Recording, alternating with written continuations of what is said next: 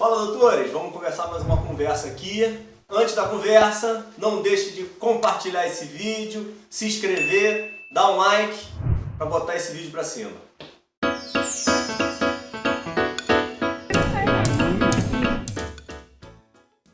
Fala, doutores! Eu sou Ricardo Valente, oftalmologista aqui do Rio de Janeiro. Vamos continuar nossa série de conversas com médicos, no momento, oftalmologistas, que me espelham, que são exemplos para mim, que são modelos aí de carreira, para ver se a gente consegue modelar, pegar um pouco da história deles, para trazer para as nossas carreiras, agregar e fazer com que a gente consiga pegar um pouquinho dos atalhos, das roubadas que eles se meteram e dos problemas que eles se enfiaram, para ver se vocês conseguem não cair nos mesmos problemas e pegar os atalhos que eles conseguiram pegar aí na história deles. Hoje vamos falar com o Dr. Nicolas Cesário, grande cirurgião de segmento anterior e de córnea, hoje do BOS, do Hospital de Olhos de Sorocaba. Tudo bem, Nicolas? Tudo bem, tudo ótimo. Obrigadão aí pelo teu tempo, obrigado por ter aceitado o convite, por estar participando aí desse projeto que cada vez vem crescendo mais. Obrigadão, tá, Nicolas? Obrigado você aí pela oportunidade. Legal. Ah, legal, vamos lá. Nicolas é de Curitiba, né, do Paraná, né, Nicolas? Como é que era a tua infância em termos de acessibilidade, família, te dava boas condições financeiras? Como é que foi isso aí para você, teu início e tua infância, Nicolas?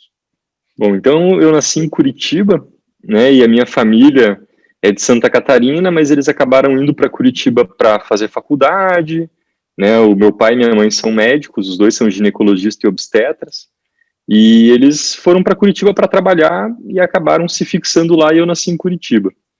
E por ter pai médicos, né, meus pais são médicos, então eles sempre me deram todas as condições, né, para eu fazer o que eu quisesse, nunca me obrigaram a seguir por nenhum caminho, mas eu tive o exemplo, né, então desde pequeno, vendo os meus pais, e naquela época, né, o ginecologista, né, ele acabava sendo meio que um médico da família, então ele não cuidava só da mulher, né, a mulher via ele como um médico da família. Então eu sempre acompanhei os meus pais cuidando de muita gente, né, e não só como médico, ginecologista e obstetra, mas como médico, né, que está lá para cuidar, para dar um apoio ou orientar para qualquer coisa que precisasse. Então, às vezes tinha algum familiar, alguém precisando de alguma coisa, com algum problema, ia conversar com eles. E vendo isso, né, desde pequeno, vendo eles sempre querendo ajudar o próximo, sempre fazendo o bem, né, eu sempre, né, eu gostei disso, né, eu sempre me sentia bem e olhava e falava, caramba, eu quero isso também. Eu quero ajudar os outros, eu quero poder melhorar a vida das pessoas, eu quero poder ajudar as pessoas. Então, acho que isso me influenciou muito. E eles sempre me deram condição para tudo, né? Me diz um negócio, tem esse lado, né, e muita gente coloca dessa forma, mas tem a questão de muitas vezes eles terem sido, de alguma forma, ausentes pela necessidade que a profissão exigia deles. Como é que era essa relação com eles em relação, tipo, estavam sempre dando plantão, ou eles conseguiam conciliar com você? Como é que foi isso, Nico? A especialidade deles é um pouco difícil, né? Ginecologia e obstetrícia, né? Então, plantão, parto em horários, né, que não tem controle disso, às vezes de madrugada. Então, realmente, eu ficava, às vezes, sem conseguir ver eles por um tempo. Mas eles sempre tentavam se organizar para, de alguma maneira, um fim de semana ficar junto. Eles sempre tentavam, de alguma maneira, organizar para a gente ficar junto. Então, se durante a semana tinha sido muito corrido, eles davam um jeito de a gente ficar um fim de semana juntos, né? Ou, de repente, ele ia fazer plantão no dia, no outro, dava um jeito de ter um tempo para dar atenção, para estar junto. Então, eles sempre davam uma atenção, apesar da vida corrida, tudo, eles sempre deram bastante atenção, assim, né? Então, isso realmente eu não senti falta, né? Talvez não tenha sido uma atenção, claro, de alguém que tenha pais que não são médicos, com uma vida mais tranquila, mas eu nunca senti essa falta. Eles sempre tentavam compensar de outras maneiras, né? Algum dia diferente, fim de semana. E você teve um histórico escolar de boas escolas em Curitiba, né? Você estudou no Marista, né? Eu fui marista também, aqui pelo Rio e depois em Brasília. Legal. E aí, como é que foi teu momento de escola, né? Você fez quase toda a tua parte escolar no Marista, né? Tuas notas eram Isso. boas, você era um bom aluno. Como é que funcionava dessa forma, Nicolas? Isso foi uma coisa bem interessante, assim, que eu agradeço muito que meus pais trouxeram também. Não só essa questão de serem um exemplo, né, de ajudar os outros, ajudar o próximo, isso me influencia muito, mas a questão de organização e foco.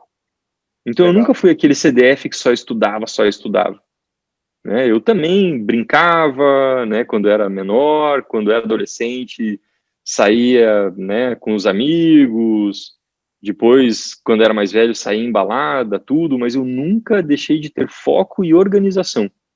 Então eles sempre me ensinaram muito isso, que eu acho que é uma coisa muito importante. Separar o horário de estudo, o horário de leitura, o horário de me divertir.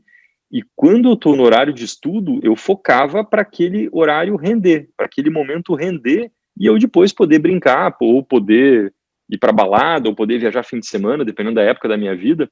Mas isso foi colocado desde muito cedo para mim, sabe? Eu Equilíbrio, vi né? isso, um equilíbrio, exatamente. E eu via isso neles.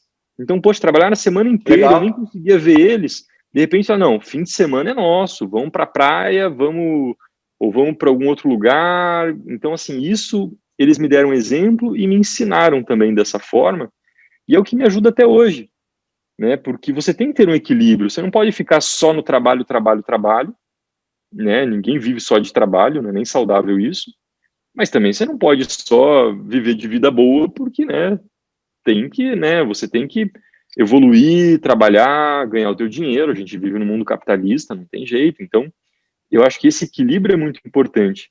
E para ter esse equilíbrio, você ter organização e foco, né, no momento que você está fazendo o teu estudo, está fazendo a tua leitura, eu acho que isso me ajudou muito e eles trouxeram muito isso para mim. Então, eu fiz a minha formação praticamente toda no Santa Maria, né, no Colégio Marista Santa Maria, até o segundo ano, e desde cedo, né, eu sempre tinha notas boas, ia super bem em tudo, e justamente por causa disso, porque eu sempre estudei desde o começo, né, Uhum. desde as primeiras séries lá, eu sempre estava estudando, com horário de estudar, né, focava, concentrava, depois ia brincar, e isso foi minha vida inteira assim, então acho que isso me ajudou muito. Daí, quando eu tinha 15 para 16 anos, eu fui para os Estados Unidos, fiz um ano de intercâmbio, Da né, onde fiz a veio essa high ideia, school. Nicolas?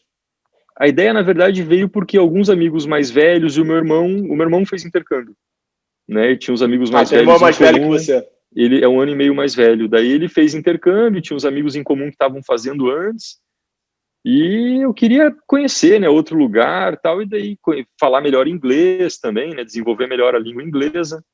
E daí veio essa ideia e acabou caindo para eu ficar em San Diego, lá na Califórnia, passei um ano lá. Fiz a high school lá, né, o último ano colegial lá.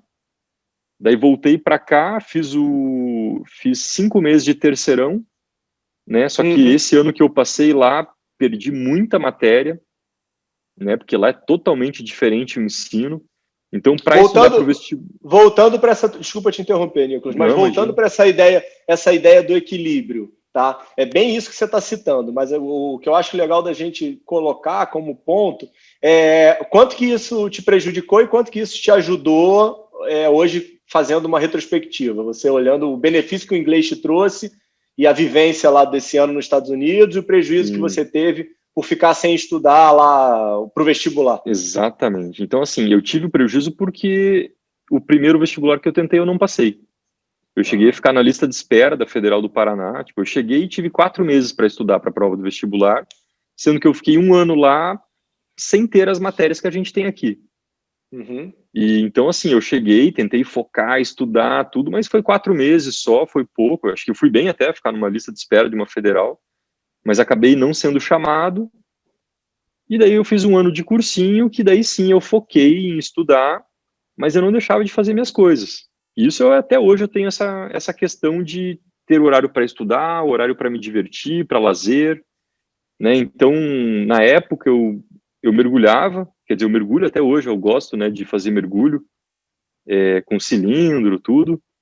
E na época também do vestibular eu estava começando a saltar de paraquedas também. e pegava onda. Eu sempre gostei desses tipos de esportes, né, radicais e tal. E eu não deixei durante os estudos para o vestibular de fazer essas coisas. Então, eu focava durante a semana para chegar do cursinho, estudar, deixar a matéria sempre em dia. Eu nunca deixava atrasar a matéria, fazia as provas, os simulados. Pelo menos uma vez por semana eu ainda saía, porque, né, na época, solteiro, cursinho, saía com os meus amigos, ia em barzinho, em balada, normalmente, mesmo durante o estudo para o vestibular.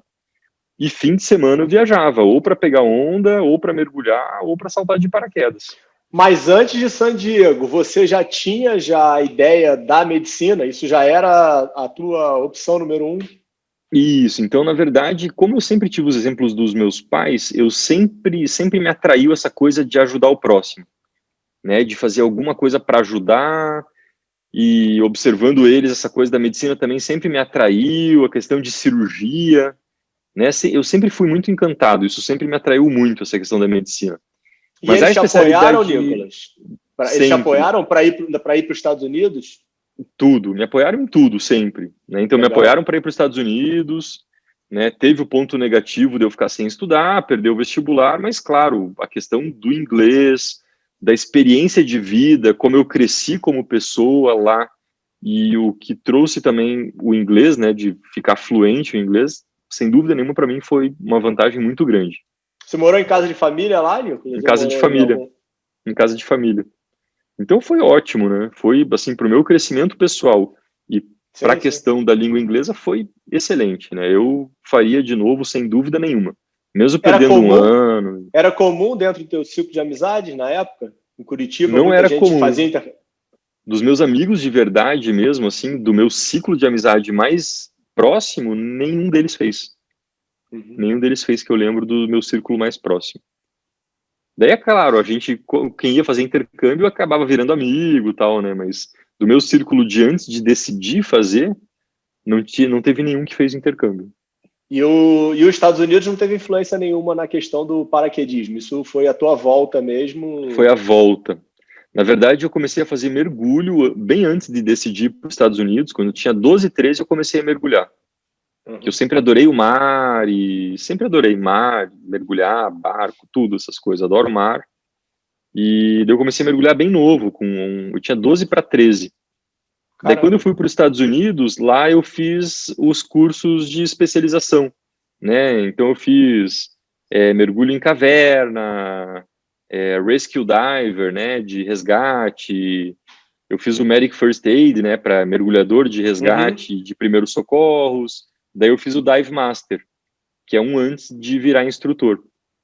Isso eu fiz tudo lá, morando lá. E trabalhei como Dive Master lá. Então, finais de semana nos Estados Unidos, eu tinha 16 anos e eu trabalhava fim de semana como Dive Master, ajudando o instrutor a dar aula de Legal. mergulho, tudo. E daí, quando eu voltei dos Estados Unidos, eu fiz o curso de paraquedismo e comecei a saltar. E surfar foi nesse meio tempo. Mas como para mim o Bem, mergulho foi muito intenso e paraquedismo foi muito intenso, o mergulho eu fazia quando, aliás, o surf, né? Eu ia surfar quando eu estava com os meus amigos, vamos para a praia, vamos, tal, daí ia. Mas surfar nunca foi uma coisa que eu fui muito fanático. Eu fazia teu porque eu tinha irmão, os amigos e surfava junto, mas foi mais o mergulho e do mergulho foi para o paraquedismo. o teu irmão saltava antes? Não. Foi algum Não, amigo que te ninguém, influenciou? ninguém, não. Quando era menininho, eu adorava aviãozinho, sempre adorei aviãozinho, adorava avião. E, poxa, com 17 anos de idade, você não tinha como pilotar, tal. Meus pais não iam pagar um curso de piloto, e eu queria ser médico, não queria ser piloto. Né? Eu queria me divertir e voar. E daí eu fui fazer o curso, né, em Curitiba mesmo, com 17 anos. Fiz o curso, saltei, e Não, daí virou uma essa paixão, tua né? história do paraquedismo é excelente, né? Porque o Nicolas dá aula nos principais congressos do mundo, aqui no Brasil. Eu tive mais contato com o Nicolas naquele congresso que a gente foi junto em Barcelona, né, em 2009, se não me engano, ou Verdade. 13, não lembro. Uhum. E você nunca imagina isso, né? Você conta essas histórias, você fala, meu Deus do céu, não é a mesma pessoa, né? Se for um terceiro contando, você fala, não, deve ter um outro Nicolas, né? Verdade. É impressionante. E aí, como é que foi o teu período lá na Federal em termos de medicina? A medicina, o teu foco, Isso. era a oftalmo ou era fazer um aprendizado mais holístico, né? Que você fosse ver todas as cadeiras? Como é que era o teu foco na faculdade? Exatamente. Então, assim, acabei passando na Federal do Paraná mesmo, naquele ano que eu te falei, que eu, durante a semana, saía em barzinho, balada uma vez por semana, fim de semana ia saltar de paraquedas, ou mergulhar, ou pegar onda com os meus amigos, mas eu era muito focado no horário que eu tirava para estudar. Não tinha aquele negócio de, tipo, cheguei em casa, vou ver uma televisão, vou ficar deitado sem fazer nada. Chegava em casa, ou eu ia estudar, ou eu ia organizar minhas coisas, eu não ficava, era foco, entendeu? Naquele horário eu ia estudar. Para quê? Para poder ficar livre fim de semana para pegar onda, para saltar de paraquedas, para mergulhar, para me divertir. Então eu sempre fui muito focado para não perder tempo, para poder equilibrar e fazer o lazer também. Então eu acabei passando na Federal, passei super bem até. Eu fui o 9º lugar geral da Federal. Legal. Geral, né? Então passei super bem daí no outro ano. E quando eu entrei Você queria ficar em Curitiba, né? Você não queria ir para fora do não pensava em país e nem sair. para fora do Brasil, Não, de Curitiba sair do mesmo. Brasil não, e de Curitiba eu pensava em não sair. Até porque, assim, os meus pais sempre me deram todas as condições, mas, assim, ginecologista e obstetra. Difícil, ginecologia e obstetra, né, a pessoa ter dinheiro sobrando, assim, né? Sim. Um médico que ele trabalha muito, consegue viver bem, mas ele não vai ficar milionário, né? Então, até para tentar ajudar os meus pais, porque eles não passavam por aperto nem nada, mas eles não estavam com dinheiro sobrando. Eu queria tentar passar numa faculdade federal e que fosse em Curitiba para não onerar mais eles, né? Legal. Então, a minha ideia era essa até para não onerar eles. Então, eu passei na federal, fiquei em Curitiba, e como eu falei que eu sempre tive o exemplo deles de ajuda, então eu sempre quis ser médico por ver eles, ao mesmo tempo, a imagem que eu via e o que eu passava com eles e a dificuldade que eles passavam de horário, de plantão, de ter que ir de madrugada fazer parto, isso sempre me afastou da especialidade deles. Então, mesmo sem ter passado pela faculdade ainda e sem ter passado pela especialidade, sem passar por nada, a especialidade eu tinha um pouco de, sabe, já tinha algum bloqueio porque eu também não queria que fosse daquele jeito a minha vida. Eu queria poder ter uma vida mais tranquila, eu queria poder à noite dormir tranquilo, sem ninguém me chamar, né? Poxa, às vezes eu já cheguei em casamento, tá com os meus pais num casamento, meu pai teve que sair do meio do casamento porque ele tinha um parto para fazer. Eu não queria isso para mim, mas eu queria fazer medicina. Então eu entrei assim, aberto a ver tudo dentro da medicina para ver o que ia me interessar, porque eu não sabia. Eu não sabia o que ia me interessar. Então eu entrei na faculdade realmente para me dedicar tudo, a todas as áreas e ver o que realmente me interessava. Tanto que no começo eu me interessei muito por cardiologia e hemodinâmica, né? Cirurgia minimamente invasiva e cardiovascular. Então, no começo eu comecei a fazer tudo de cardiologia. Tudo. Né? Os congressos, os cursos, acompanhei um cardiologista muito bom e famoso lá em Curitiba por um bom tempo. E daí, quando eu estava para acompanhar o hemodinâmica, que era o que eu queria fazer, lá pelo final do 4º ano de faculdade, indo para o 5º, eu tinha uns amigos que eles estavam fazendo residência de oftalmologia e eu fui lá ver uma cirurgia, porque eles estavam fazendo no hospital que eu fazia faculdade, eu fui lá ver. E a hora que eu vi a cirurgia, eu me apaixonei. Eu vi eles fazendo a cirurgia de catarata. Poxa, microincisão, sem sangue, tudo limpo, preciso, tecnologia. Eu apaixonei por aquilo. Eu falei, nossa, é isso que eu quero fazer. Pô, o cara tá desenvolvendo a visão de uma pessoa, uma cirurgia linda dessa, cheia de tecnologia, com uma precisão incrível, né? É uma cirurgia que tem que ser muito preciso, linda a cirurgia. Me apaixonei. Eu falei, nossa senhora, eu quero ver isso. Daí eu comecei a acompanhar a oftalmologia e me apaixonei. Falei, é isso com certeza. Daí eu entrei nessa área, né? Comecei durante a faculdade mesmo a acompanhar cirurgias, virei monitor da oftalmologia durante a faculdade ainda. E daí foi isso. Daí eu fiz residência, né, em oftalmologia na Federal do Paraná mesmo, né? Já estava lá fazendo monitoria, queria passar lá. Tanto que eu nem fiz prova fora. foi uma das coisas da minha entrevista, né? Na minha entrevista, poxa, mas você não fez prova fora? Eu falei, não, eu quero fazer aqui na Federal do Paraná. Daí eles, mas e se você não passar? Eu falei, se eu não passar, eu estudo de novo, faço outro ano, eu quero fazer aqui. Né? Eu gostei daqui, e a Federal do Paraná, ela é muito boa até hoje, na época era melhor ainda, eu acho, fazia de tudo, com volume bom, tudo. Então eu queria fazer lá, me dediquei, sempre com aquela história, né? Foco, né? Organização, acho que organizar os horários.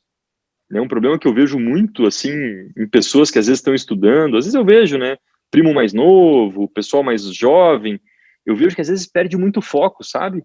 Ele fala, eu tô sem tempo.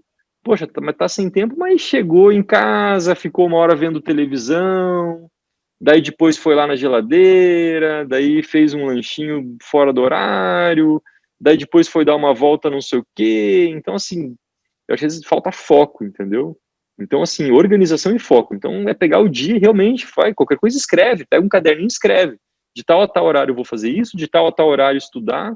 Então, é primeiro organizar, né? Eu acho que organizar bem o que você precisa e depois que está organizado é focar e fazer o que realmente você organizou e se propôs a fazer.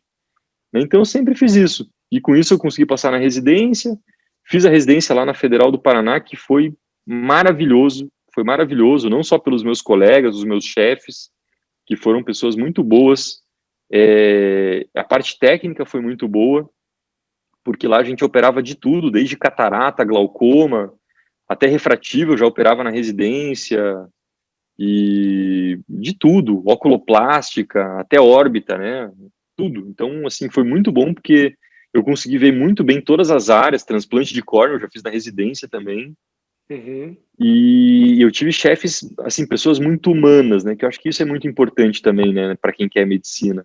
Não só se tornar tecnicamente bom, mas se tornar uma pessoa humana, né, para você realmente fazer o melhor possível pelo teu paciente e não só tecnicamente. Então, a residência foi muito boa nesse ponto, né, não só pela parte técnica, mas por me tornar um ser humano melhor, um médico melhor mesmo. Continuamos na busca do equilíbrio, né? Impressionante, né? Como é que a gente Exatamente. anda, mas a gente volta para o mesmo lugar, né? Você pega dois exemplos aí que você teve na tua residência, né? Tanto na questão do equilíbrio de ter diversas especialidades, que acaba sendo uma raridade em muitos cursos aí pelo Brasil, né? Que foca num ponto específico, principalmente aí nas cirurgias de catarata, né? E deixa a desejar em diversas outras áreas, né? E a outra coisa é esse vínculo que você está trazendo do teu ganho aí. Óbvio que a questão do lado humano eu acho que é muito pessoal, né? É difícil até de você treinar isso numa pessoa. Mas o exemplo, né? Exatamente. É você tentar pelo menos otimizar o teu lado humano, né? Evoluir, né? E melhorando. Tem pessoas que não têm esse lado e talvez não consigam desenvolver. Mas quando a pessoa tem, é interessante você estar num ambiente que te ajude, né, a desenvolver isso. Então isso eu acho que realmente foi bem legal mesmo, foi muito bom. Então acabou que foi diferencial para você, né? Tua residência foi um momento que te amadureceu e te trouxe muita parte técnica, né? Exatamente. Trouxe parte técnica, me amadureceu como ser humano, tudo, e eu consegui ver praticamente todas as áreas. Então, com isso, eu pude ver que o que realmente eu gostava era segmento anterior. Cirurgia de catarata, cirurgia refrativa, né? E córnea, né? Córnea era o que eu mais queria fazer. Porque eu vi que na época era raro alguém fazer córnea. Hoje já tem mais gente fazendo. Na época era muito raro ter alguém que fazia córnea. Então eram poucos profissionais que faziam e eu via que era realmente difícil, era uma coisa diferenciada, né? A pessoa fazer córnea era diferente de catarata, não que seja fácil também, né? Mas eu vi que fazer córnea era uma coisa diferenciada, diferente, e que tinha pouca gente que fazia, pouco profissional. E eu adorei, né? Eu amei ver transplante de córnea. E bem quando eu era residente, começaram a surgir as cirurgias minimamente invasivas para córnea, né? Então o pessoal estava começando a fazer anel, estavam começando as publicações aí de transplantes lamelares, né, os transplantes parciais. E eu vi que, na verdade, mesmo os poucos profissionais que existiam de córnea, especialistas em córnea, a grande maioria dos especialistas não fazia nada dessas cirurgias modernas que estavam, na verdade, aparecendo, né, estavam começando. Você tinha acesso a laser de femtosegundo para fazer incisão corneana já na residência, Nicolas? Ou isso Então, só veio ter contato depois? Eu estou um pouquinho mais velho, na verdade. Porque o primeiro laser de femtosegundo da América Latina foi o de Sorocaba, em 2007. Acho que 2007. Então, quando eu fui para Sorocaba fazer o estágio do meu R3 opcional... Quando que você foi, Nicolas? Foi no fim do ano do meu R3. Eu fui passar um mês em Sorocaba, meu estágio opcional. E daí, quando eu cheguei em Sorocaba, estava chegando o primeiro laser de femtosegundo da América Latina. Então você foi fazer esse teu estágio, então, no final de 2007? No final de 2007, 3, 4, 5... Não, final de 2006. Desculpa, final de 2006. Que foi quando eu estava na R3. E daí estava chegando o laser de femtosegundo, o primeiro da América Latina. E isso daí já sabia. Então, teus staffs já te meio que orientaram, tipo, é uma boa ideia exatamente. Procurar um pouquinho os ares de Sorocaba. Exatamente. Eu tinha uma staff que era mais próxima, que eu comecei a trabalhar no consultório dela, ajudando ela. E ela me passou isso, falou, Nicolas, você quer córnea? Não faça córnea aqui, vai para Sorocaba. Lá o volume deles é enorme, eles estão agora com laser aí para transplante, que parece que está para chegar lá.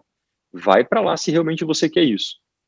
E daí eu falei, não, realmente eu quero fazer para fazer a minha especialidade, né, para eu me tornar realmente o profissional que eu realmente quero ser em córnea, eu preciso procurar um lugar que realmente me ofereça isso. Eu falei, não, agora eu vou ter que sair de Curitiba, né, para fazer isso. Continuava sem pensamento dos Estados Unidos? Sem pensamento ainda dos Estados Unidos. Principalmente porque eu sabia que se eu fosse para os Estados Unidos, ia ficar sem operar, né? Porque para operar lá tinha que fazer, né, todas aquelas provas, tal. Eu falei, não, para os Estados Unidos vai ser muito complicado, eu vou perder muitos anos para chegar, conseguir operar lá.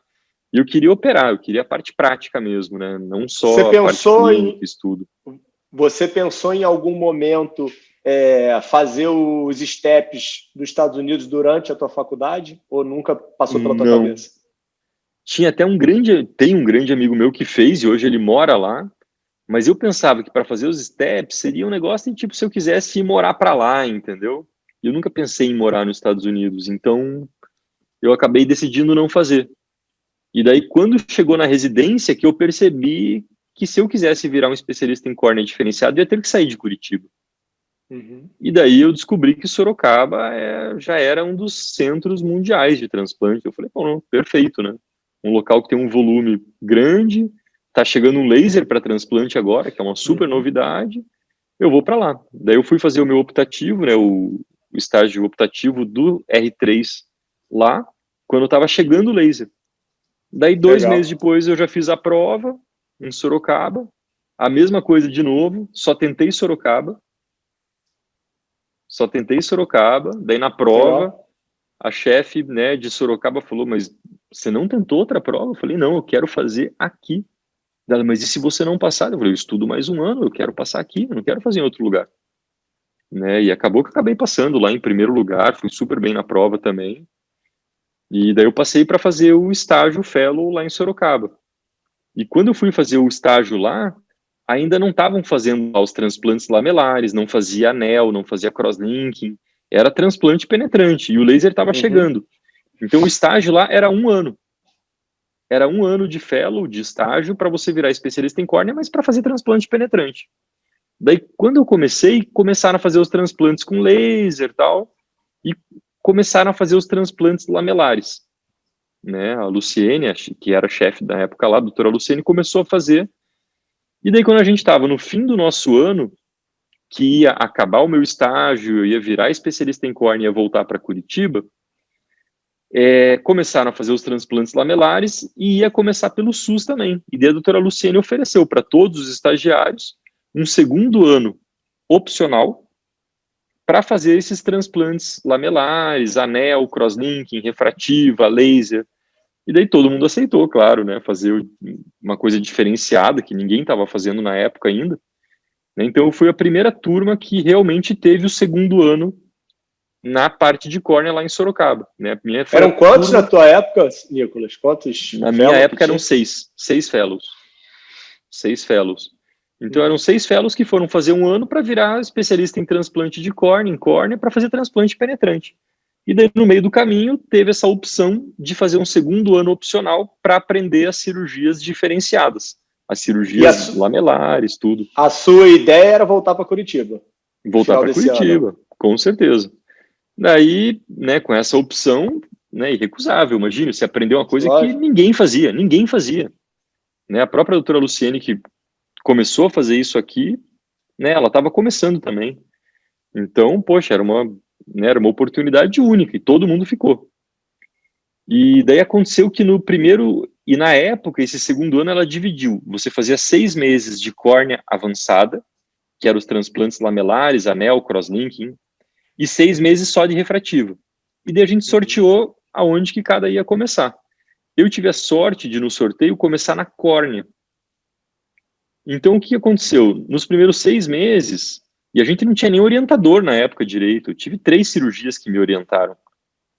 Porque nem os próprios orientadores não sabiam fazer, né? A Luciene estava começando, o Dr. Renato Machado também. Então, eles me orientaram em 3 cirurgias, o resto eu fui fazendo sozinho. E eu acabei pegando rápido.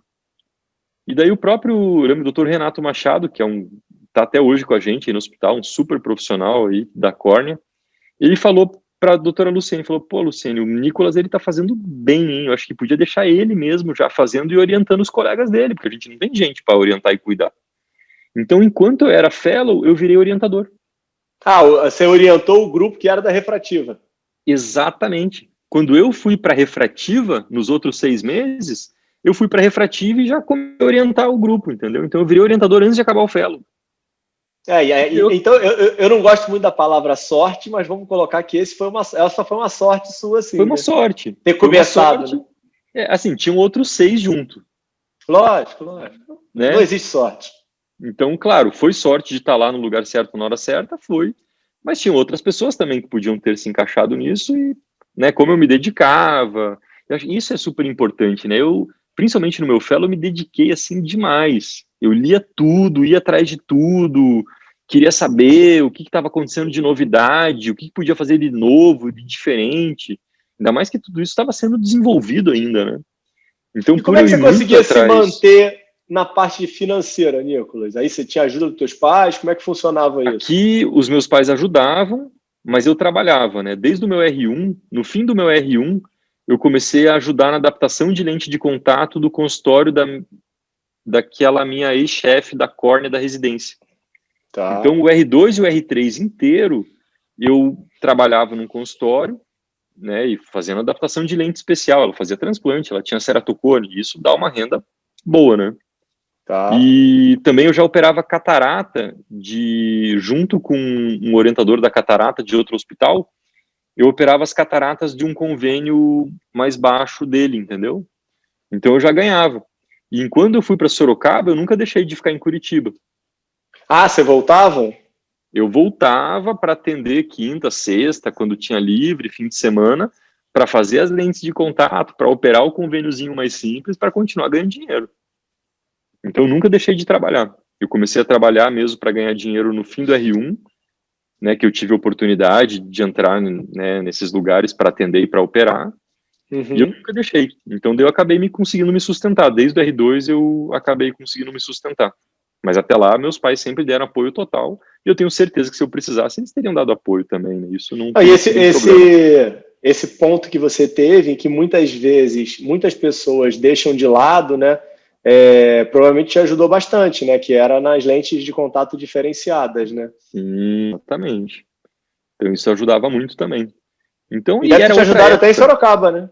Com certeza. Nossa, com certeza. Né, imagina, eu já trabalhava num consultório vendo ceratocone, vendo pós-transplante, eu adaptando lente de contato, vendo o resultado. Então, né, isso tudo foi ajudando, né? A questão de começar a trabalhar cedo, né, eu no R3 eu já operava refrativa e catarata de paciente convênio particular.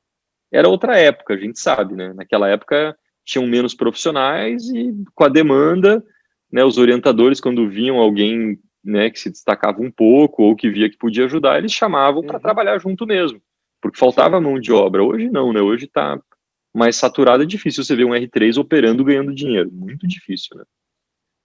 Então era outra época também, mas me ajudou muito, com certeza.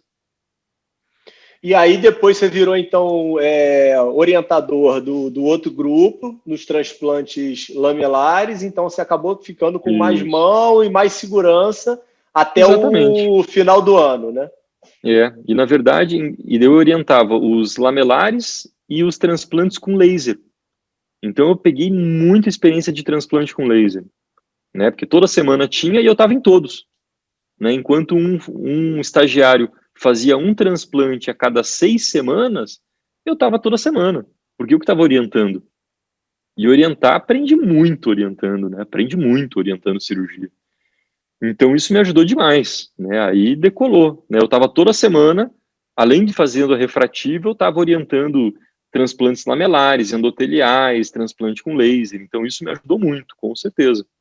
E diga-se de Fui convidado passagem, para ficar. ninguém fazia, né? No Né? Brasil, tipo, não tinha nem Tinha um ou laser. outro, não, com laser ninguém fazia. Laser não tinha. Por 4 anos, o único laser de fento segundo do Brasil foi o de Sorocaba, por 4 anos. Então, mexer com laser era só gente que mexia. Então, isso ajudou demais. Né? E Até aí, na como é que parte. foi a tua continuidade para você, a manutenção em Sorocaba? Isso. Então, assim, claro, como eu já estava orientando, eu fui convidado para continuar como orientador. Né? Não tinha Então, orientador. peraí, você foi fazer um ano, aí mudou no meio do caminho, passou para 2, aí você já foi chamado para o terceiro. Daí eu fui chamado para ficar lá, para atender, para trabalhar, para operar mesmo, né? Já tinha terminado toda a minha formação, já era especialista Tá. em córnea, refrativa, né? Catarata eu fiz um estágio na USP, né? Eu não fiz o fellow completo porque não dava para juntar com a catarata e córnea, quer dizer, com a córnea refrativa do Boss, mas eu fiz um estágio, né, na USP de catarata, então fiz tudo do segmento anterior e me chamaram para trabalhar e para ser orientador. E como em Sorocaba, na época, agora com a pandemia tem fila de transplante, mas na época não tinha fila.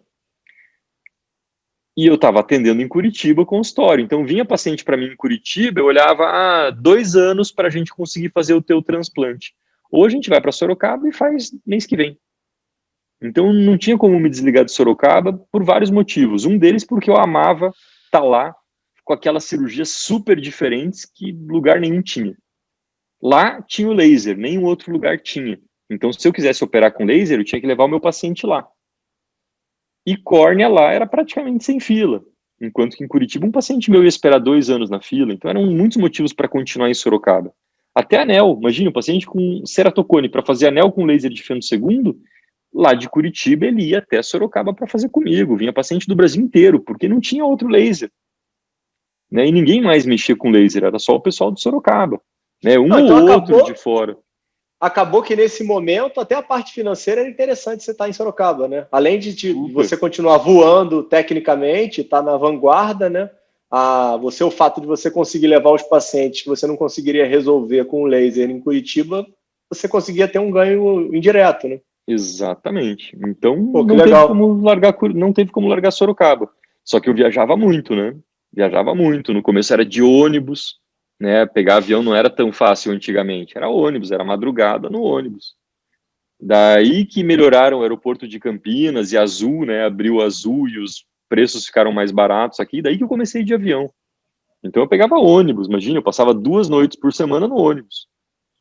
Né? Foi puxado no começo. Até hoje é um pouco, né, quando eu viajo e tal. Mas então, assim, foi bem puxado porque eu ficava em Curitiba, em Sorocaba. E em Sorocaba eu fui tentando otimizar e melhorar tudo, né? Tudo, atendimento, paciente, né? Então, Sorocaba Em, em foi Sorocaba muito importante. você não tinha catarata, né? Você teve que suprir um pouco isso na USP ou foi um período curto que você teve na USP? Na USP foi o primeiro ano, né? Foi o primeiro ano do fellow de córnea e refrativo em Sorocaba, ao mesmo tempo eu ia na USP. Mas Mas isso como era não era o fellow opcional de Sorocaba ou você que criou isso? não tinha nada a ver. Não tinha nada a ver com Sorocaba. Fui eu que criei. Foi totalmente a parte de Sorocaba, porque não é período integral, né? Então eu tinha uns 2 dias livres. Daí, Entendi. nesses 2 dias, eu acabava... Daí tinha uma escala, né, que eu fazia e acabava indo para São Paulo. E operar a catarata, eu já operava em Sorocaba mesmo. E Curitiba, né, eu já operava na R3 e continuei operando. Então, eu não senti falta porque eu continuei operando em Curitiba e Sorocaba, catarata. É porque tinha muito esse dilema, né, no primeiro ano, e até na decisão de muita gente de ir para Sorocaba, né, do fato de você perder a mão na catarata. A gente criou agora o estágio de segmento anterior. Daí ele faz legal. córnea refrativa e catarata. Então você legal. pode fazer só córnea refrativa, só catarata, ou pode fazer segmento anterior. Daí faz córnea refrativa e catarata, mas na minha época não tinha. Mas como eu tinha catarata fora, acabou não me atrapalhando. E o que é interessante é que foi bem a época que começou a sair lente tórica e multifocal. Foi quando começou. E eu fiz na USP, junto com o Niltinho, na época, que foi quem, né, tava na época voando nessa coisa de lentes premium. Então foi muito interessante, porque eu pegava os dias bem de discussão e das coisas da lente premium, cirurgia de lente premium, discussão de lente premium. Então o que faltava para mim em catarata, tecnicamente eu estava bem, eu fazia volume, trabalhava já. Então assim, o que faltava para mim, que era lente premium, o conhecimento teórico e a vivência de lente premium, eu tive isso na USP. Então, para mim, assim, encaixou perfeito mesmo, foi muito legal. E aí depois você fica direto em Sorocaba, aí você já está fazendo parte do staff médico de lá, né? Nesse terceiro ano que você está lá, né? No terceiro ano eu virei staff, né? Orientador fixo de Sorocaba, da parte de endoteliais e laser de fento segundo. O Pedro Bertino, né, acabou ficando na parte de lamelares anteriores, né, que ele foi meu colega de fellow, e daí acabou que a gente ficava junto nas orientações, tudo, e eu fiquei lá como orientador. Então eu ficava voltando para Curitiba, atendia consultório em Curitiba, a maioria dos pacientes que eu atendia em Curitiba levava para Sorocaba para operar, porque não tinha laser em Curitiba na época, né, a fila era demorada, então eu levava muito paciente para operar em Sorocaba. Eu não gosto da sorte, mas você é um cara sortudo, né? Depois Pedro é outro cara, gente boa pra caramba, Pedro é né? demais, cara. Pô, meu brother do fellow, cara. Demais, demais mesmo. E o Pedro também continuou contigo nesse histórico? Continuou comigo. Ele fez o primeiro ano, segundo ano? Fez primeiro ano, segundo ano, junto, a gente era da mesma turma, mesma equipe ali. Então foi super legal. Foi super legal. E daí a gente ficou junto orientando. Peraí, a gente está em que ano isso, Nicolas? 2008 foi o meu primeiro ano que eu acabei o fellow. Não, 2008 foi o meu último ano de fellow. Peraí, 2003 eu me formei. 3, 4, 5... 2008 que eu acabei. Daí 2009... 2008 você acabou o segundo ano. Isso. 2003 eu me formei. 2009 foi o teu ano de staff. Desculpa, 2007 eu acabei o fellow e 2008 foi o meu primeiro ano de staff. Entendi. 2009, nesse teu primeiro ano de staff, aí você tinha remuneração como staff. É uma remuneração de orientador, né? É uma orientação, não é uma super, né? É uma remuneração bem, assim, pequena, né? Uma remuneração pequena. Tua renda continua de Curitiba.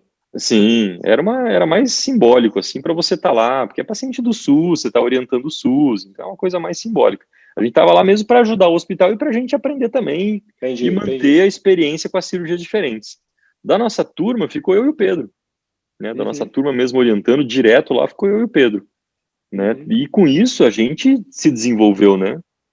Você vê já o tanto que, né, tanto eu quanto o Pedro, a gente estava lá, então a gente estando orientando toda semana, em contato com toda aquela informação, com tudo aquilo, a gente conseguiu se desenvolver como profissional, né? Tanto que ele está lá também super bem, né? Então, ele acabou saindo só porque realmente casou e acabou saindo de Sorocaba, mas ele, né, super profissional. Então a gente teve essa oportunidade de crescer junto lá dentro, né? Isso foi muito legal. E onde é que você engatilhou o doutorado? O doutorado, na verdade, estava difícil para eu mandar ver no doutorado, porque, assim, muito trabalho, viagem, Curitiba, né, e eu comecei a dar muita aula, porque imagine, vamos chamar alguém para dar aula sobre transplante de laser de fento segundo. Quem que ia chamar no Brasil? Só tinha em Sorocaba o laser. Uhum. Então ia chamar a Luciene, o Leon, o Pedro, né? Mas assim, pô, tinha um monte de congresso, não dava para eles irem Lógico. todos. Então a gente começou a ser chamado muito para dar aula, muito. De laser de fento segundo, transplante endotelial e anel, principalmente, que quase ninguém fazia. Na época quase ninguém fazia. E então, assim, a minha vida começou a ficar muito corrida com isso. Muito congresso, muito trabalho em Curitiba e Sorocaba, né? Então aí o tempo começou a ficar curto, ficou difícil manejar esse tempo, né? Porque realmente começou a ficar muito corrido, né? Essa questão do trabalho. E justamente as aulas, né? Essa parte acadêmica começou a tomar muito tempo. E daí todo mundo, poxa, Nicolas, você dá tanta aula em tanto congresso importante, você dá aula bem, você tem uma didática legal, você vai ter que fazer um doutorado, né? Você, né, acabou ficando conhecido, né, no meio e está sempre nos congressos importantes, tem que fazer um doutorado. Mas sempre foi muito difícil, né? Você parar, não tem que parar, mas teria que diminuir muito tudo para conseguir fazer o doutorado. Conciliar, né? Conciliar, né? Então, mas acabou que numa aula que eu fui dar, é coincidência, eu fui dar uma aula em Curitiba, tá? E num hotel na quadra que o meu pai mora, na quadra, não precisava nem atravessar a rua, na quadra do apartamento do meu pai. Eu fui dar uma aula que me convidaram e assim, tava na correria, tal, eu falei, não, aceito, eu vou estar em Curitiba, marco na mesma semana consultório, dou um jeito. Daí cheguei lá para dar aula, não tinha nem visto programação, nada. Quando eu vi, tava o Dr. José Álvaro, da Escola Paulista lá. E eu fui dar aula de DMEC, porque na época eu estava começando a fazer DMEC, na época ninguém fazia quase no Brasil. E daí o Dr. José Álvaro viu a minha aula, veio falar comigo, falou, poxa, Nicolas, que legal você está fazendo DMEC, eu vi teus resultados iniciais, que bacana. Poxa, vamos desenvolver isso lá na Escola Paulista, vamos fazer um doutorado. Eu falei com ele, poxa, José Álvaro, tá tão difícil, né, parar. Tá... Não, não precisa parar, vamos dar um jeito, eu te ajudo. E ele abraçou a causa junto e falou, não, a gente vai dar um jeito, você tem que ter um doutorado, e esse trabalho todo que você está fazendo não dá para fazer e não publicar e não ir para frente, tem que desenvolver isso. Então ele foi uma peça fundamental para entrar no doutorado, e não só entrar no doutorado, mas entrar nessa área acadêmica de uma forma, né, mais expressiva e começar a fazer pesquisa realmente, publicar. Ele foi fundamental. E daí com esse convite dele, eu virei orientador da Escola Paulista também, né, de transplante endotelial, tal, da Escola Paulista, da córnea da Escola Paulista. E daí virei orientador lá e comecei a desenvolver o doutorado e os trabalhos para o doutorado. Né? Foi aí que eu acabei entrando no doutorado. Então... teu dia as pessoas vão escutar aqui, né, vão assistir a gente e vão ver que teu dia tem mais de 24 horas, né? Isso é meio óbvio. Né? Eu não durmo muito, né? Isso é uma coisa, né? Eu realmente... É verdade? Isso não é uma coisa tão saudável, a gente sabe, mas eu acabo não dormindo muito. Eu geralmente vou dormir perto de entre meia-noite e 1 da manhã, o normal, e acordo, né, 6 da manhã, né? Eu acordo para começar o dia cedo e que nem chego em casa aí 7 horas, 7h30, vou tomar um banho, vou jantar, e daí depois disso é que eu vou corrigir os trabalhos, corrigir artigo, fazer essa parte acadêmica, preparar a aula, né, estudar, né, ver o que estão publicando, quais são as novidades, está sempre, né, atualizando. Então, isso não tem jeito, né? Imagina, eu acabo de jantar, tomar banho, tudo é 9, 9h30, vou começar 10 horas, é no mínimo até meia-noite, 1 da manhã fazendo isso. Então, eu durmo pouco. Né? 6 horas de sono que eu vou ter aí por noite, né? Não é as 8 horas de sono. E me diz outra coisa, dentro dessa história toda, em momento nenhum você quis construir tua estrutura em relação a consultório, clínica, fincar o pé num local? No começo eu estava muito em dúvida porque eu fiquei dividido em Sorocaba e Curitiba. Né? Curitiba, por não ter tantos profissionais que fizessem córnea, né? Talvez fosse mais fácil eu crescer lá, né? Porque Sorocaba é muito especialista em córnea, né? Então, Curitiba, para mim, seria mais fácil, teria minha família, eu amo aquela cidade, eu nasci lá, sou de lá, né? Então, eu queria muito voltar para Curitiba e construir lá. Eu estava com o consultório junto com a minha ex-chefe da córnea lá da residência, mas a gente nunca foi para uma estrutura grande, era um consultório com exames. Para operar era um hospital que vários oftalmologistas são sócios, né, para não ficar pesado para ninguém. E em Sorocaba, quando Sorocaba começou a ficar, né, mais importante para mim, de eu perceber que eu não conseguiria fazer o que eu gosto, da maneira que eu gosto, sem a estrutura de Sorocaba, eu vi que eu não teria como ter um consultório ou uma estrutura fora do hospital, porque hoje eu estou atendendo consultório e, poxa, eu tenho 22 fellows de córnea, atendendo milhares de pacientes por dia, com centenas de transplantes por mês, e qualquer dúvida eu tenho que estar lá, eu tenho que resolver. Então eu não posso ter uma estrutura fora do hospital, porque a qualquer momento eles podem estar precisando de mim. E se eu estou atendendo um consultório fora, isso iria me atrapalhar, entendeu? Então eu decidi não ter estrutura nenhuma por causa disso, por causa da facilidade que o hospital de Sorocaba me traz e pela estrutura que eles me oferecem tudo, então eu não preciso ter nada fora. Por Curitiba, eu ter, né, aquela colega que sempre deixou o consultório, né, junto comigo, com exames, com tudo, que eu não precisava um hospital ou uma estrutura grande para isso, e porque eu percebi que o meu tempo estava no limite para eu conseguir manter um certo equilíbrio de fazer a minha profissão do jeito que eu gosto, a parte acadêmica e ter um pouco de lazer, essas coisas, né? Eu nunca deixei de ter o meu lazer, né? Então, eu percebi que se eu fosse montar a minha estrutura, isso ia me demandar um tempo que eu não tinha. Então, talvez economicamente seria interessante ter a minha estrutura, né, só que eu ia ter que virar um pouco de empresário também, e isso ia me custar tempo. E eu não tinha esse tempo, eu ia ter que tirar o tempo de alguma coisa. E daí eu pensei, poxa, eu vou tirar o tempo do meu lazer? Não, porque já está no limite, não dá para tirar o lazer.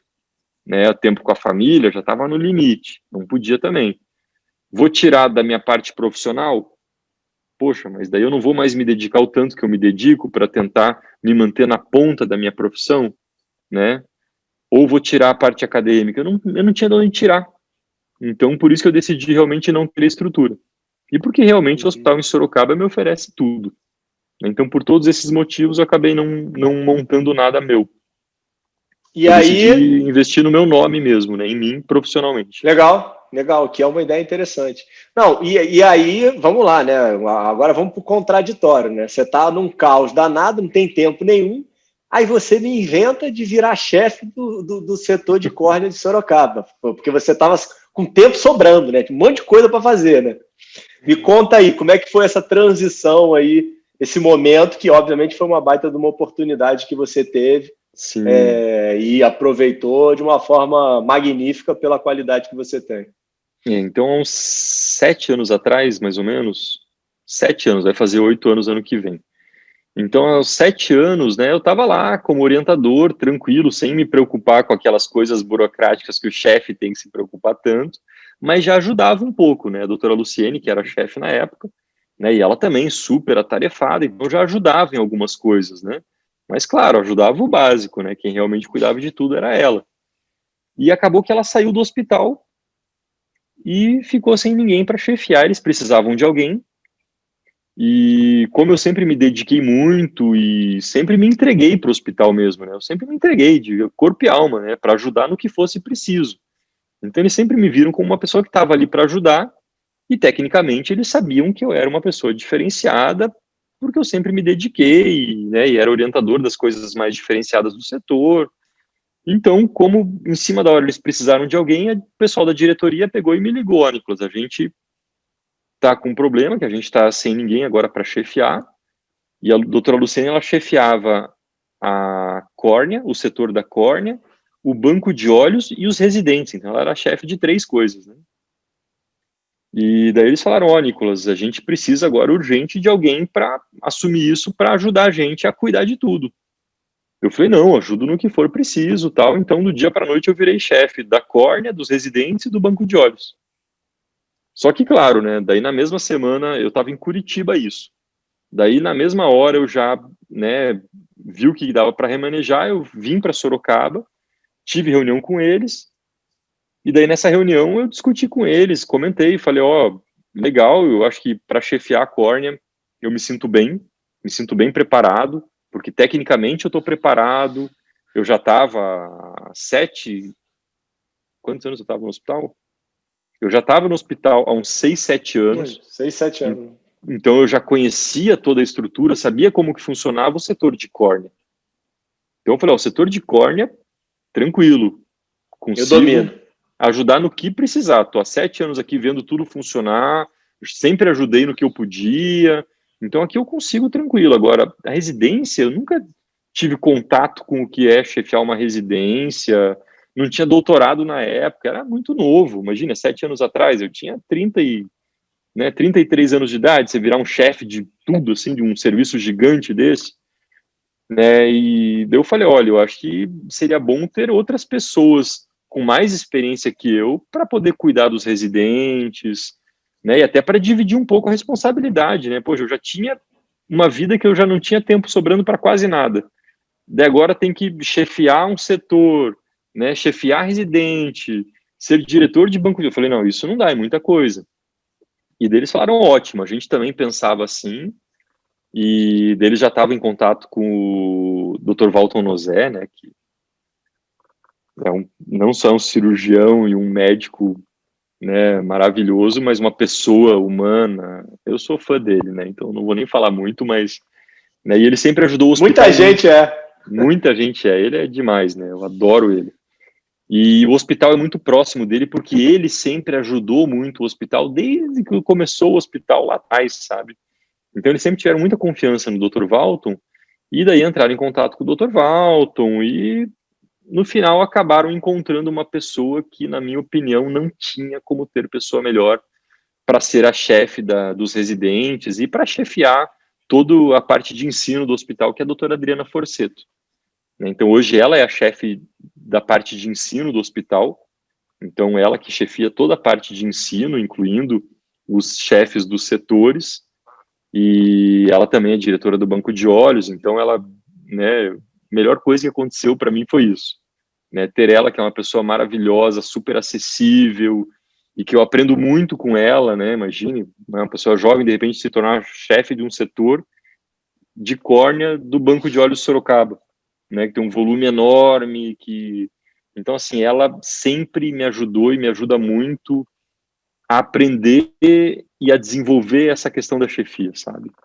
Eu acho que se não tivesse ela, não teria conseguido evoluir tão bem como chefe mesmo, essa parte da chefia, que é um desafio, né? Se de repente virar chefe Não, de alguma desafio coisa. gigantesco, né, Nicolas? E sem criar conflito, mas já criando, né?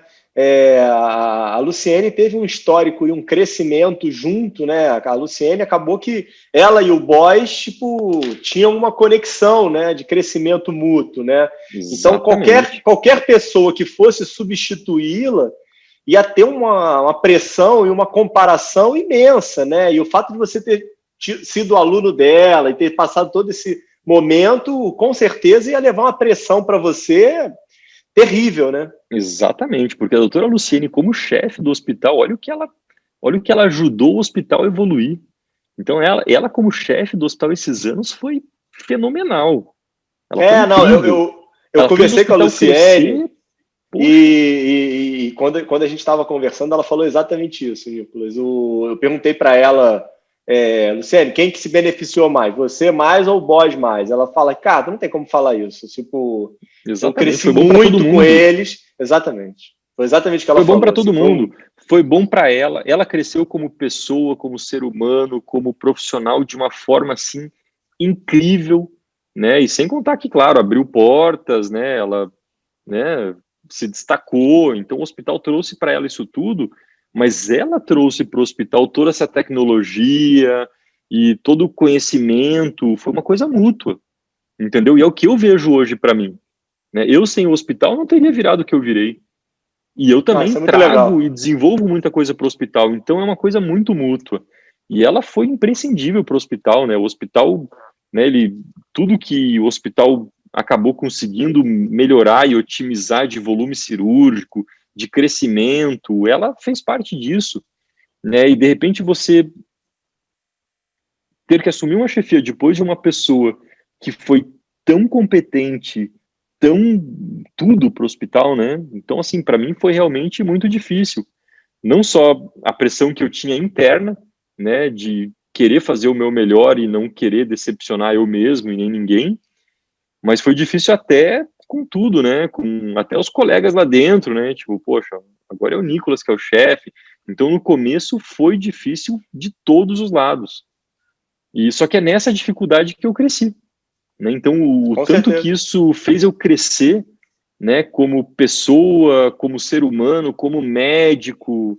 Então, para mim, foi demais mesmo, né? Foi um crescimento assim que, né, uma evolução que não tem nem como descrever, né, isso daí. Então, foi realmente muito bom. Foi um desafio incrível, né? Porque a Luciene como chefe, ela é uma pessoa muito competente, ela é muito dedicada e ela tem toda essa questão de foco, né? Então, assim, você pegar e ter uma chefia que era tão competente e você vir depois disso, né? Então realmente um desafio muito grande, né? E hoje é uma satisfação grande, né? De estar 7 anos lá na chefia e vendo que o tanto que também desenvolveu o setor de córnea comigo como chefe lá, né? Então hoje realmente eu estou muito feliz, né? De estar lá e ver que realmente, né? Valeu a pena Não, todo o muito legal, né? esforço. Foi uma escolha acertada, né? Muito bacana, assim, tua e do Boss mesmo, né? Que conseguiu colocar, te deu a oportunidade, obviamente que estavam precisando de você, mas pô, acreditaram que você poderia fazer o que você conseguiu fazer durante esses anos todos com maestria, né? Muito bacana isso, você olhar para trás pô, foi uma atitude acertada de ambos os lados, né? Exatamente, muito legal isso. Me diz o negócio, Nicolas. Você citou bem no início, né, da questão do propósito que teus pais traziam para você, de ajudar e todo esse lado da medicina humana. Depois desses anos aí de carreira, você considera que esse propósito mudou, se amplificou? Como é que você vê o Nicolas hoje? Ah, eu acho que amplificou muito. Eu acho que amplificou muito. Eu acho que na minha evolução como médico, como oftalmologista, eu comecei a me tornar cada vez mais humano e me preocupar cada vez mais com os pacientes e me preocupar menos comigo mesmo ou comigo profissionalmente, entendeu? E eu vejo que quanto mais eu me dedico aos pacientes e menos eu penso em mim ou na parte financeira, em dinheiro, qualquer coisa assim, eu vejo que mais eu tenho em troca. Não só da parte econômica, mas da parte pessoal, espiritual. Então eu me sinto Legal. muito bem, eu me sinto muito bem de ir lá no SUS, que nem agora estava no ambulatório do SUS agora há pouco lá, e poder conversar com as pessoas, trazer uma luz, poder fazer o melhor. Então, assim, isso me traz uma satisfação muito grande, né? E realmente isso amplificou demais. Essa questão de ajudar o Legal. próximo, e não só ajudar o próximo, mas, assim, tentar fazer a diferença em tudo. Então, não só ajudar os pacientes, mas que nem paciente. Paciente, eu tenho um número de pacientes que eu consigo atender ou que eu consigo fazer cirurgia numa semana. E é um número limitado, porque o nosso horário é limitado, o nosso tempo é limitado. Agora, eu conseguindo pegar profissionais de informação, então médicos oftalmologistas, né, ou ainda médicos que estão fazendo oftalmologia, ou médicos oftalmologistas que estão fazendo especialização em córnea, e ajudar essas pessoas a evoluírem como profissionais, como seres humanos, como médicos, você consegue atingir muito mais gente, né? Porque eu sozinho tenho um número limitado de pessoas que eu posso atender e operar. Agora, se eu estou ensinando, cada um desses vai ensinar mais gente, vai ajudar mais pacientes, mais pessoas. Então, acaba sendo uma coisa muito maior. Então, isso acaba me trazendo uma satisfação maior também. Por isso eu gosto dessa parte acadêmica, porque eu estou ajudando um número muito maior de pessoas, né? Imagine todo esse tanto de especialista em córnea que está saindo super bem lá de Sorocaba, porque o cara que faz fellow em Sorocaba sai super bem formado, né? Sai fazendo as cirurgias mais modernas que existem. Então, assim, saber que eu estou conseguindo ajudar a formar um profissional que vai poder oferecer o melhor possível para o paciente dele e que a gente está multiplicando isso para mim é uma satisfação muito grande. Eu me sinto bem com isso. E também de estar ajudando o hospital a desenvolver, né? Então, assim, é uma coisa que você está ajudando a população, você está ajudando os profissionais a se tornarem profissionais melhores, a evoluírem, e tudo isso me traz uma satisfação pessoal cada vez maior. Então, por isso que eu amo estar lá e não penso em sair de jeito nenhum, porque eu gosto realmente disso. Me diz um negócio, que hora que você está saltando de paraquedas?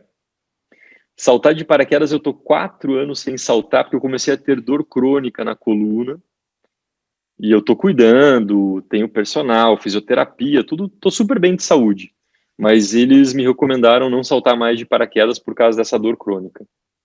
Você tem Então, quantos saltos? 4.580 e poucos. Eu tava para completar 1.600, daí eu não saltei mais. Não sei te dizer se eu parei totalmente. Eu tenho meus paraquedas aqui em casa ainda, falo com os meus amigos até hoje do paraquedas. Foi uma vida, né? Imagina, eu saltei de paraquedas dos 17 aos 37, praticamente, 20 anos saltando de paraquedas. Então fez parte da minha vida, né? Imagine, participei de campeonato Perdeu muitos amigos? brasileiro, perdi alguns, inclusive um deles foi bem quando eu estava naquela dúvida, pô, será que eu respeito o médico e não salto mais por causa da minha coluna? Ou será que eu continuo saltando? Mas daí bem nessa época um Recebeu grande um amigo aviso meu, divino. assim, um grande amigo meu, a gente fez uma viagem para Saquarema, e uma Aqui no viagem Rio? só dos melhores, aí no Rio. Foi uma viagem só com os melhores amigos, que era tudo paraquedista bem experiente, para saltar de helicóptero. Um amigo nosso que tinha um helicóptero foi para lá e a gente ficou numa casa alugada de frente para o mar, com o helicóptero saltando de frente para o mar em Saquarema.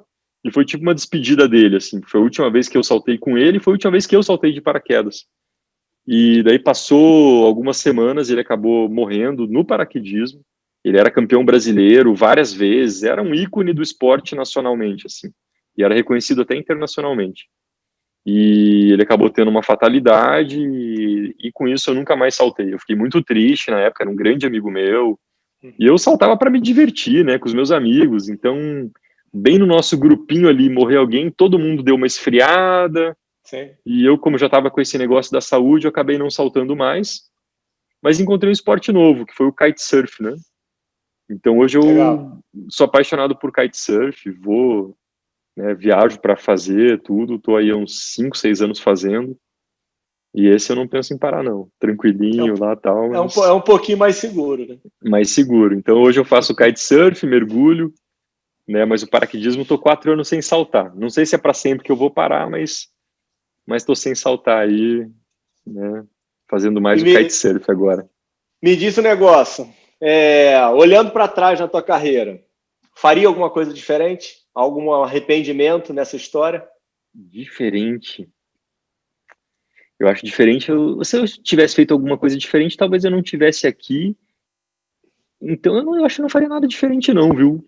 Até os meus erros. Eu vou dizer, os Legal. meus erros fizeram eu crescer e fizeram eu aprender e fizeram eu estar onde eu estou hoje. Claro que você não quer errar, mas os erros faz parte do ser humano, não tem ser humano que não erre. Então eu acredito que até os meus erros eu não me arrependo, não, porque foram com eles que eu aprendi e evoluí, me tornei uma pessoa melhor e estou hoje onde eu estou, que eu sou uma pessoa realizada, né, profissionalmente e até como pessoa, como ser humano, né, é gostoso você olhar para trás e ver o que você evoluiu, o que você melhorou com os teus erros, então eu não mudaria nada não, acho que até os erros que eu tive foram para realmente me esculpir, me moldar, fazer eu evoluir e estar onde eu estou hoje. Eu não faria nada diferente não. Olhamos para trás, olhando para frente. Nicolas em 2025. Estamos Olha, eu acho que projetos para frente. De projeto, agora eu estou com o pós-doutorado para começar, então eu já estou evoluindo os projetos de pesquisa para o pós-doutorado. Então, o meu doutorado foi em transplante endotelial, né? Então, foi mais do desenvolvimento da técnica, desde que quando começou o transplante endotelial, quando eu era estagiário, até o desenvolvimento de DMEC, que a gente, né, ajudou a desenvolver algumas coisas também. Quais são agora... teus números cirúrgicos, Nicolas? Já tive curiosidade agora. De endotelial, de penetrante. Você tem alguma noção? Eu não tenho os números exatos, mas quando eu fiz um levantamento, porque eu operei muito fora do BOSS, então no BOSS a gente já tem mais de 2.000 e poucas cirurgias, a grande maioria foi minha, né, e agora dos fellows, mas se somar tudo deve dar uns 1.800 por aí transplantes endoteliais. Você tem mais de mil transplantes endoteliais Mais, catalogados? Pô, legal. mais. Eu acho que só no BOSS deve ter isso, mais ou menos. Daí, Legal, se você bacana. só... Eu fiz muito fora, muito. Em Curitiba, em outras cidades. Então, eu fiz muita cirurgia fora. Na época que não tinha tanta gente fazendo endotelial, tinham muitas clínicas que acumulavam pacientes para endotelial, daí eu ia lá, fazia 5, 6 no dia. Então, eu viajei muito no começo também fazendo isso. E sem contar que com os fellows também, né? Mas esses que eu sou orientador, eu nem conto, né? Hoje eu Uhum. entrei em 3 de Max como orientador. Né? Só hoje Entendi. 3 de Max, né? Mas eu acabo nem contando daí. Então quer dizer que os fellows de Sorocaba terão o Dr. Nicolas por muitos anos ainda e Espero que Sorocaba sim. tem ótimos anos aí pela frente. Se Deus quiser, porque a única coisa de projeto diferente é o pós-doutorado agora, mas que não vai mudar muita coisa, né? Legal. Eu não penso em fazer nada de diferente, viajar, nada. O que eu quero é realmente ajudar a desenvolver cada vez mais o hospital, o setor de córnea, ajudar cada vez mais estagiários, tentar melhorar a parte de pesquisa do hospital, que a gente sabe que pesquisa no Brasil é uma coisa difícil, né? Mas a gente está tentando melhorar e está melhorando, a gente está aí com as nossas publicações, né, aparecendo cada vez mais. Então, um dos meus projetos, além do pós-doutorado, é realmente melhorar a parte de pesquisa do hospital, tanto que o ano passado foi a primeira vez que a gente abriu o fellow de pesquisa.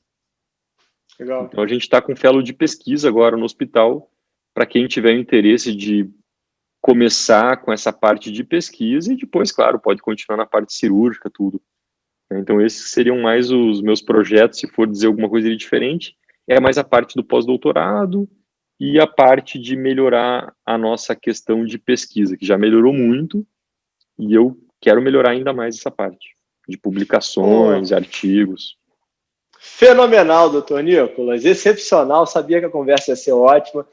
Nicolas, poxa, obrigado aí. Você é um exemplo para mim, tá? Apesar de, poxa, a gente ter praticamente a mesma idade, você é uma sumidade ainda na oftalmologia e uma pessoa, pô, completamente humilde e acessível. E eu sempre te vi dessa forma.